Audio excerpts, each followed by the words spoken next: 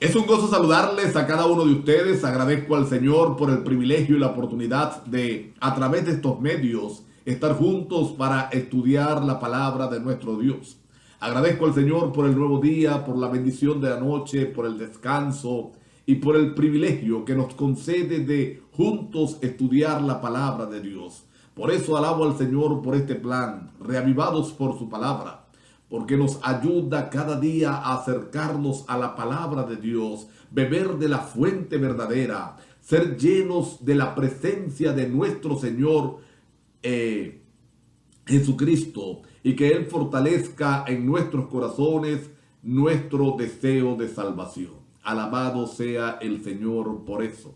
Estamos llegando hoy al capítulo número 4 del Evangelio según San Marcos. Y en este capítulo vamos a encontrar que Jesús enseña nuevamente, así dice la palabra de Dios, en el mar. A una multitud muy grande se ha reunido para escucharle. Una multitud muy grande ha venido para presenciar sus actos maravillosos de amor en pro de la humanidad. Tanto así que dice la palabra de Dios que Cristo tuvo que sentarse en una barca, entrar en una barca, hacer que la barca entrara un poco al mar, mientras la gente quedaba allí en la orilla, a la playa, oyendo entonces la predicación.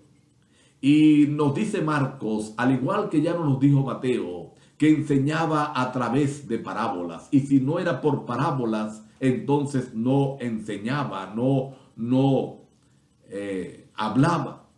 Y la primera parábola que vamos a encontrar acá es la parábola del sembrador. Ya la hemos discutido allá en Mateo capítulo número 13, la hemos desarrollado. Pero yo quisiera enfatizar en esta mañana la necesidad de sembrar la semilla en diferentes lugares, de sembrar el Evangelio. Ya Él ha explicado que la semilla que se siembra, la palabra de Dios, el sembrador es el instrumento que el Señor utiliza para esparcir esa semilla, y los terrenos son los diferentes corazones donde la semilla va a caer. Y en vista de eso, nosotros debemos esparcir la semilla en muchos lugares para que de esa forma algunos de ellos sean el terreno fértil, sean el terreno adecuado para que esa semilla dé frutos para vida eterna. Habla también aquí de dónde se debe colocar la luz. Él dice que nadie trae una luz para ponerla debajo de la cama o debajo de un bote, sino que siempre se va a poner el candelabro para que alumbre a todo aquel que allí se acerca.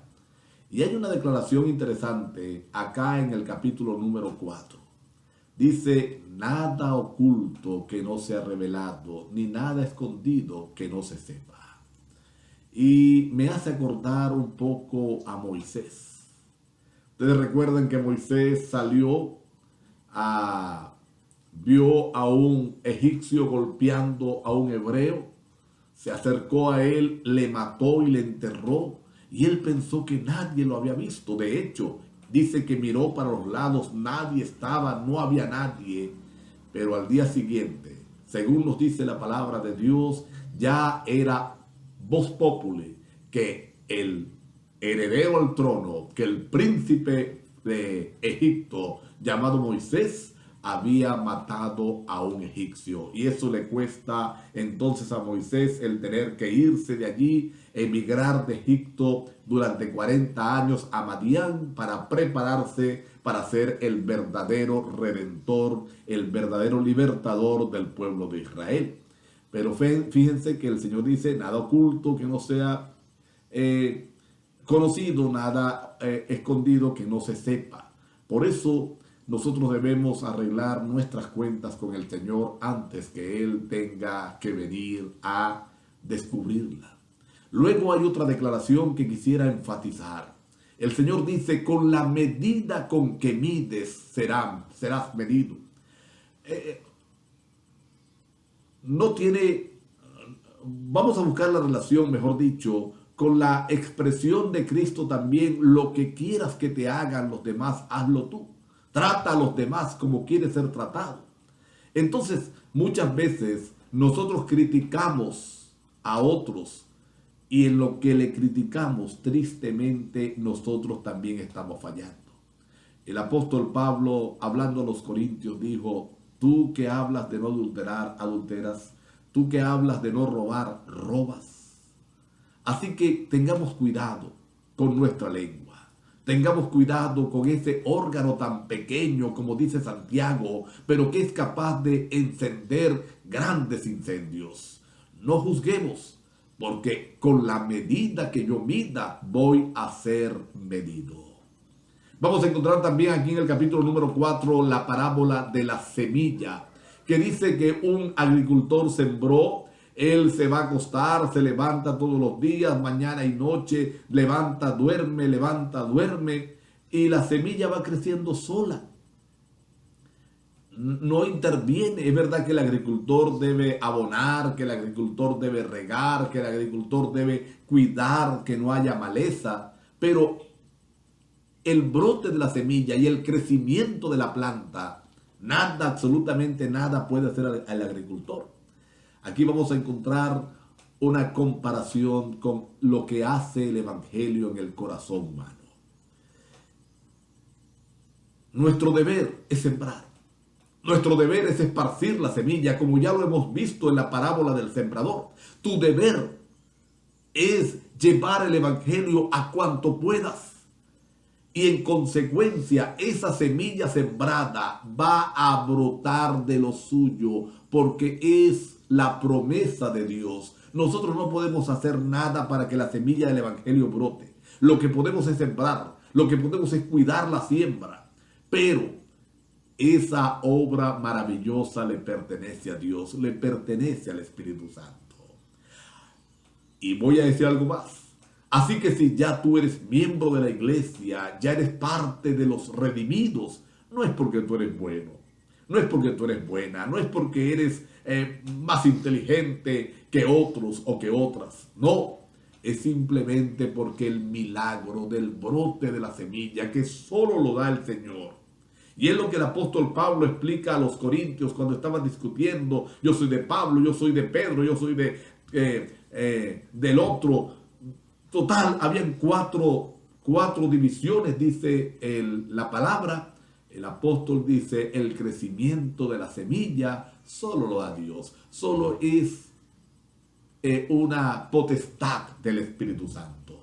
No te angusties porque la gente no se entrega al Señor. Angústiate por sembrar la semilla y deja que Dios haga lo demás. También vamos a encontrar en este capítulo la parábola de la semilla de la mostaza. Dice que el reino de los cielos se compara con la semilla de mostaza, que es la más pequeñita de todas las semillas que se siembra, pero cuando brota y crece, llega a ser un arbusto grande, un arbusto más grande que otros. De hecho, dice allí que las aves del cielo vienen a anidar en él. Bendito sea el Señor. El crecimiento de la semilla, que ya lo hemos visto, del Evangelio, puede ser pequeño, pero a medida que le vamos permitiendo al Señor desarrollarse en nosotros, grandes milagros, grandes bendiciones vienen a nuestra vida. Y termina este capítulo con la experiencia del cruce al otro lado en medio de la tormenta. Dice a partir del verso 35 que Jesús estaba muy cansado. Todo el día había estado predicando, había estado enseñando, sanando, y le pide a los discípulos: pasemos al otro lado. Y lo montaron, dice, lo cargaron en peso. Estaba muy cansado el Señor Jesús y se durmió. Pero en medio del cruce una tormenta aconteció. Trataba de doblar la barca, de hundirla. Ellos se dan cuenta que Jesús está durmiendo, van y lo despiertan. No tienes cuidado de que perecemos. Él se levanta, reprende a la mar y al viento, y hubo grande bonanza. Y reprende a sus discípulos. ¿Por qué no tuvieron fe? Y usted dirá: Dios, ¿cómo vas a reprenderlo? Si estaban en medio de una tormenta, se podían ahogar. Dos cosas. Cristo les había dicho: pasemos al otro lado. No les había dicho: vamos a intentar pasar. Si no llueve, si no hay mal tiempo, llegamos. No, Él dijo: pasemos al otro lado. Y cuando Cristo habla, eso será. Él cumple su palabra, Él cumple su promesa. Si hoy hay una tormenta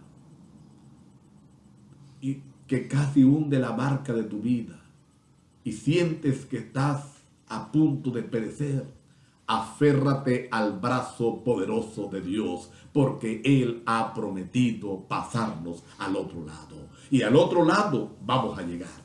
A la Canaán celestial vamos a llegar.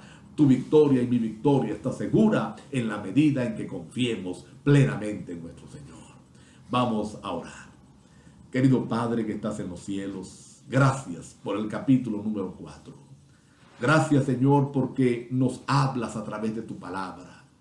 Ayúdanos a acercarnos a ti y aferrarnos a ti, Señor, en medio de nuestras luchas, de nuestras tormentas, para ser más que vencedores. Gracias por escucharnos. En el nombre de Jesús. Amén. Dios les acompañe y les bendiga ricamente.